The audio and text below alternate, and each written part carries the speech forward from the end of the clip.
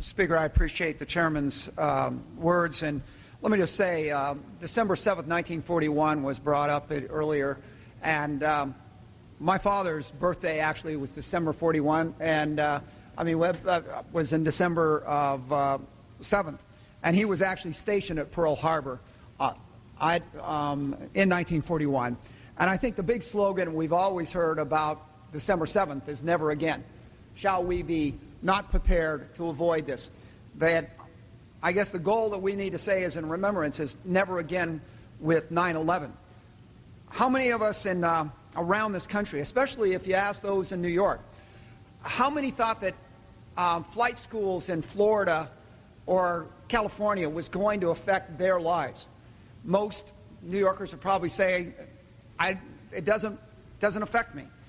I guess how many people around this country would think that if Virginia gave driver's license to people who were not legally in the country, did it really matter? And they would think, no, it probably doesn't matter in my life. I think 9/11 has proven that what happens anywhere in the United States may have a major impact at corners across this country. I'd have to say that we do talk about what happened at New York. We can identify where the Pentagon was hit. Sadly, I don't think most of us could point out where in the field in Pennsylvania the heroes of that flight perished. In that field, somewhere in Pennsylvania, there were the heroes who chose to stop an act of terrorism dead in its tracks. And I think every member of Congress, when we do a tour of the Capitol, we walk into the Capitol, every member of Congress should remember those heroes who perished in that field in Pennsylvania.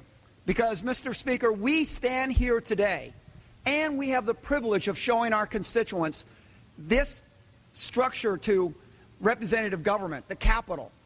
We stand today probably because these heroes were willing to give it all to protect the Capitol of the United States. As far as I know, we were the next one online.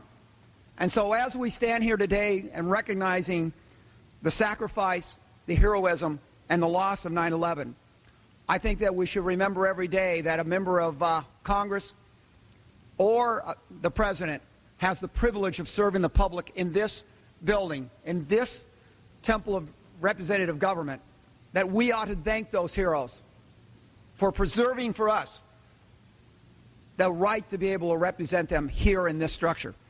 Because without that heroism, not only would this structure not be here, but there's many of us that will vote on this resolution today who may not be here today if it wasn't for their heroism. So I ask that we support this resolution.